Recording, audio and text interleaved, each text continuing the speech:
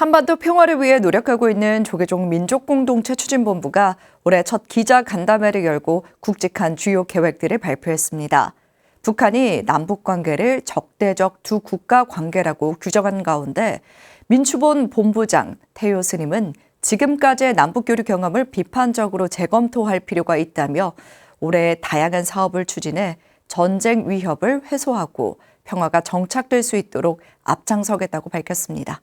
박성현 기자가 보도합니다. 북한이 남북 관계를 적대적 두 국가 관계로 규정한 데 이어 교류를 담당하던 대남기구를 폐지하겠다고 밝히며 한반도가 일촉즉발의 위기 상황에 직면한 게 아니냐는 우려의 목소리가 높아지고 있습니다. 불안한 안보 환경에서 군사적 위기가 심화되고 있는 상황에 종교계 역할이 중요해진 가운데 민족공동체 추진본부가 올해 첫 기자간담회를 열었습니다. 민추본은 현 남북 관계에 대해 2000년 남북공동선언 이래 가장 중대한 변화의 시점을 맞았다며 냉철한 분석과 판단으로 새로운 길을 개척해 나가겠다고 밝혔습니다.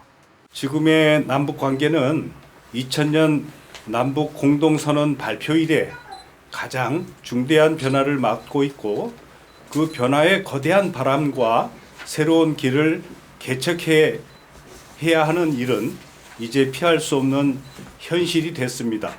없는 길을 만들어가고 없어진 길을 다시 찾아내는 것이 바로 엄혹한 이 시기에 민추본의 사명이라 할 것입니다. 그러면서 평화 통일에 대한 미래지향적 의지를 드러내 불자들의 대북 인식을 개선하고 불교계 통일의식 확산에 진력하겠다고 밝혔습니다. 이를 위해 평화통일 협력 사찰을 확보해 통일의식을 높이고 민추본 활동 영역과 후원도 강화하겠다는 계획입니다.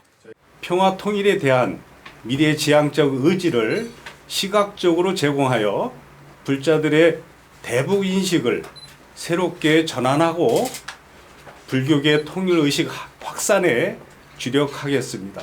또한 종단의 평화통일사업 협력사찰 확보를 통해서 민추본 활동 영역 및 후원 확대를 위해 노력하겠습니다. 민추본은 일촉즉발의 남북 관계를 개선하기 위해 다양한 사업을 추진할 예정입니다. 먼저 보존이 시급한 북한의 불교 문화재 보수와 복원 기술을 전수하기로 하고 사전 현황 조사 사업을 진행하겠다고 밝혔습니다. 북한 전역의 불교 문화재 보수와 복원에 필요한 기술을 미리 파악해 교류 재개 시 즉시 관련 사업을 제안하겠다는 겁니다.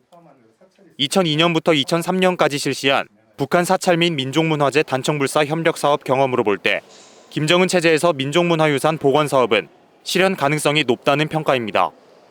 올해 광복절에는 조계사에서 8.15 평화통일 법회를 열겠다는 계획도 밝혔습니다.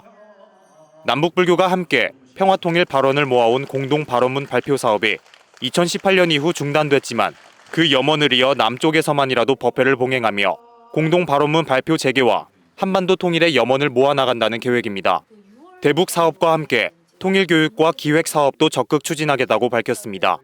다음 달 5일 조계사에서 남북 평화와 화합 기원 법회를 열고 10월에는 남북 접경 지역에서 DMZ 평화의 길과 동서 횡단 트레킹 길을 활용한 걷기 행사를 열어 평화 통일 의식을 확산해 나갈 예정입니다.